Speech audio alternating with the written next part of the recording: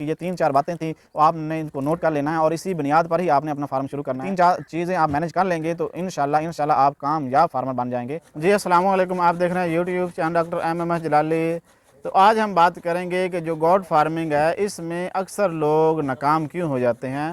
کیا وجوہات ہوتی ہے، وہ ایسے کون سے اقدامات نہیں کرتے جس کی وجہ سے وہ ناکام ہو جاتے ہیں۔ ہر فارمر کی یہ کوشش ہوتی ہے کہ اس کا جو فارم ہے وہ کامیاب ہو، اس کو پروفٹ بہت زیادہ آئے اور کم عرصے میں آئے۔ یہ ہر بزنس کا، ہر کاروبار کا یہ کلیہ ہوتا ہے، اس کی یہ احتیاطی تدابیر ہوتی ہے کہ اگر کوئی بھی آپ کام کرنا چاہ رہے ہیں تو اس کے لیے اس کام میں آپ کو ماہر ہونا ضروری ہے، لازمی ہے، اس کے بعد ہی آپ کامیاب ہو سکتے ہیں۔ کاروبار میں، اس کام میں، اس شعبے میں اس کا مکمل انفارمیشن، مکمل معلومات اگر آپ کے پاس نہیں ہوگی، آپ کے پاس اس کام کا تجربہ نہیں ہوگا تو آپ کبھی کامیاب نہیں ہو سکتے۔ آپ نے تو مکمل ویڈیو دیکھنی ہے، اس کے بعد ہی آپ کو سمجھ آئے گی کہ میں اگر فارم بناؤں تو وہ کون سے اقدامات کروں اور کون سی معلومات میرے پاس ہونے چاہیے۔ یہ تو گوٹ فارمنگ ہی ایک اس طرح ایک بزنس ہے۔ اگر آپ کے پاس اس کی معلومات، اس کی احتیاطی تدابیر، اس کی دیکھ بھال، اس کی خوراک کا بندوبست آپ کے پاس نہیں ہے، اس کی مینجمنٹ اگر آپ صحیح طرح سے نہیں کر سکتے تو آپ کبھی کامیاب نہیں ہو سکتے۔ یہ تمام کلیے راز آج ہم آپ کے ساتھ شیئر کریں گے۔ سب سے پہلے آپ نے اگر گوٹ فارمنگ شروع کرنی ہے تو آپ کو چاہیے کہ آپ کسی اچھے فارمر کا اس سے مشورہ لیں، اس کے فارم کا وزٹ کریں، اس کی مینجمنٹ آپ دیکھیں، اس کی خوراک آپ ٹیسٹ کریں، اس کی خوراک کا معائنہ کریں، اس نسل کا تجزیہ کریں، اس نسل کی آپ ریسرچ کریں کہ وہ کتنا کھاتی ہے، وہ کتنے بچے دیتی ہے، کتنے دن بعد اس کی ڈیلیوری ہوتی ہے اور وہ کتنے عرصے کے بعد گبن ہو جاتی ہے، پریگننٹ ہو جاتی ہے، اس کے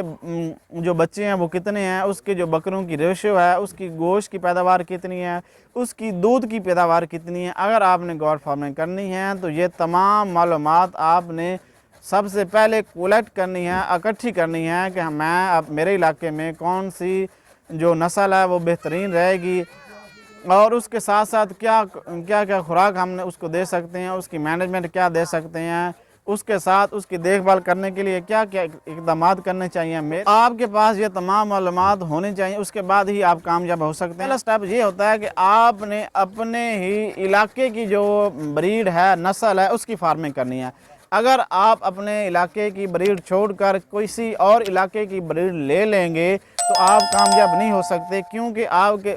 آپ کا یہ پہلا ایکسپیرینس ہوتا ہے، پہلا تجربہ ہوتا ہے۔ اگر آپ اپنے علاقے کی نسل کا، بریڈ کا کامیاب فارمر بن سکتے ہیں تو اس کے بعد آپ کسی بھی علاقے کی نسل لے لیں تو آپ کامیاب ہو جائیں گے۔ 30 کلومیٹر کی رینج میں آپ نے بکریاں اکٹھی کرنی ہیں اور آپ نے 5 سے 10 بکریاں ہی لینی ہیں،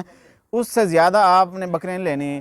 اگر آپ زیادہ بکری لیں گے تو آپ کو خوراک کا جائزہ نہیں ہوگا، آپ کو ٹریٹمنٹ کا جائزہ نہیں ہوگا، تمام جو انفارمیشن ہے، جو معلومات ہے، جو اس کا تجربہ ہے، ایکسپیرینس ہے، آپ کے پاس نہیں ہوگا تو آپ جلدی ہی ناکام ہو جائیں گے اور آپ اپنی گوٹ فارمنگ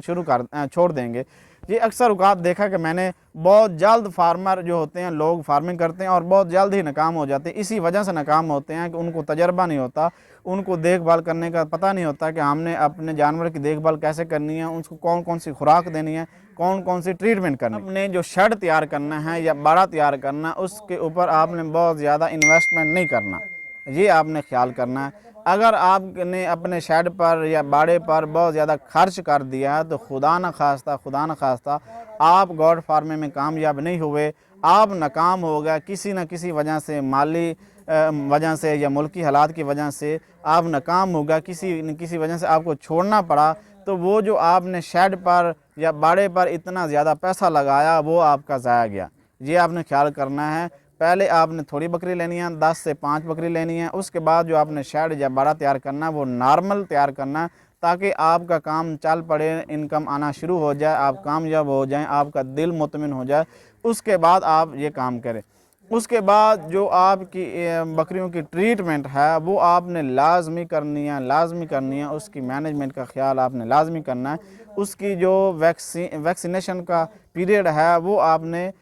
خیال رکھنا ہے کہ جو بھی اس کی موسم کے لحاظ سے ویکسین ہو رہی ہے وہ آپ نے لازمی کروانی ہے۔ PPR کا موسم چل رہا ہے تو آپ نے PPR کروانی ہے، ATV کا موسم ہے تو ATV کی آپ نے ویکسین کروانی ہے، SCPR کی ویکسین چل رہی ہے۔ یہ 3 قسم کی جو ویکسین ہے PPR ATV یا SCPR جو ہے وہ آپ نے ویکسین لازمی کروانی ہے۔ سرکاری ہاسپٹل سے آپ کو مفت مل جائے گی۔ ڈاکٹر ویٹرنری ڈاکٹر آپ کے باڑے پر آپ کے شیڈ پر آ کر آپ کے جانوروں کو ویکسین کر جائے گا، بشرطے کہ اگر آپ ان کو انفارم کریں گے، ہاسپٹل میں جائیں گے، CVH میں جائیں گے، ان کو بتلائیں گے کہ میرے پاس اتنے جانور ہیں، وہ آپ کا ویٹرنری ڈاکٹر آپ کے ساتھ آئے گا اور آپ کے تمام جانوروں کو ویکسینیشن کر جائے گا۔ معلومات نہیں ہوگی، آپ کے پاس انفارمیشن نہیں ہوگی، آپ کو تجربہ نہیں ہوگا تو آپ ناکام ہو جائیں گے، جلدی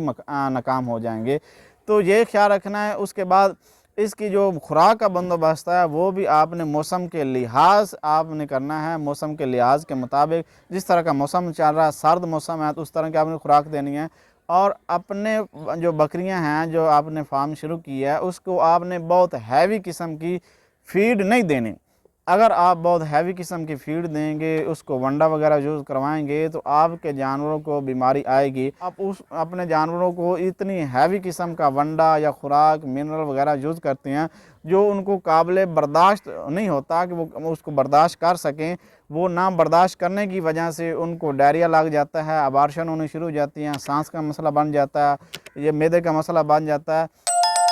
اس طرح کے مسئلے آنے شروع ہو جاتے ہیں۔ یہ صرف ہوتا ہے کہ اگر آپ اپنے جانوروں کو خوراک بے تکا بلا وجہ اتنی زیادہ ہائی پوٹنسی دیں گے، ان کو اتنی ہیوی خوراک ان کو دیں گے جو ان کو قابل برداشت نہیں ہوگی تو وہ ان کو نقصان ہی کرے گی۔ آپ نے اپنے جانوروں کو اتنی متعدل خوراک دینی ہے جو وہ برداشت کر سکیں، اتنی ہیوی ونڈا آپ نے نہیں دینا، کیونکہ یہ جانور ہوتا ہے، یہ اتنے تو کھانا تو جو ہم اس کو ڈال دیتے ہیں، لیکن آپ نے یہ خیال رکھنا ہے کہ جو موسم کے لحاظ ہے اس کے مطابق آپ اس کو خوراک دیں۔ اگر سردی ہے تو آپ تڑی وغیرہ خشک چارہ لازمی استعمال کریں، اگر گرمی ہے تو ان کا پانی کا خیال، اس کی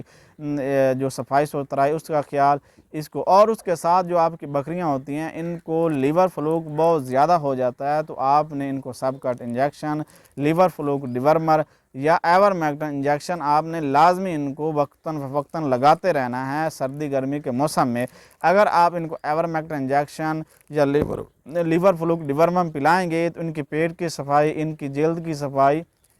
ہوتی رہے گی اور یہ بہت اچھی طرح پرورش پائیں گے، یہ تندرست رہیں گے۔ اگر اس طرح کی آپ کے پاس انفارمیشن نہیں ہے، اگر آپ نے جانوروں کا خیال نہیں رکھ سکتے، ان کو ٹریٹمنٹ نہیں کرتے، آپ ایورمیکٹن انجیکشن، سب کا انجیکشن یا ان کی ڈیورمنٹ وغیرہ نہیں کرواتے تو آپ لاسز میں جائیں گے۔ جانور کا جو ڈائجسشن سسٹم ہے، جو معدے کا سسٹم ہے، وہ ٹھیک طرح سے نہیں چلے گا، وہ خوراک صحیح طرح نہیں کھائے گا، ہضم نہیں کرے گا۔ تو وہ یہ تمام خیال آپ نے لازمی رکھنا ہے اپنے جانوروں کی۔ یہ 3-4 باتیں تھیں، آپ نے ان کو نوٹ کر لینا ہے اور اسی بنیاد پر ہی آپ نے اپنا فارم شروع کرنا ہے کہ آپ کو تجربہ پہلے ہونا چاہیے، اس کے بعد آپ نے اپنے علاقے کی جو بریڈ ہے نسل لینی چاہیے، جو شیڈ اور باڑہ تیار کیا ہے اس پر آپ نے اتنا خرچہ نہیں کرنا، اس کے بعد جو ویکسینیشن کا سسٹم ہے، جو اس کا پیریڈ ہے وہ آپ نے لازمی لگانا ہے، اس کے بعد جو سب کا انجیکشن ہے یا ان کی ڈیورمنٹ وغیرہ ہے اس کا خیال رکھنا ہے۔ یہ 3-4 چیزیں آپ مینیج کر لیں گے تو انشاءاللہ آپ کامیاب فارمر بن جائیں گے۔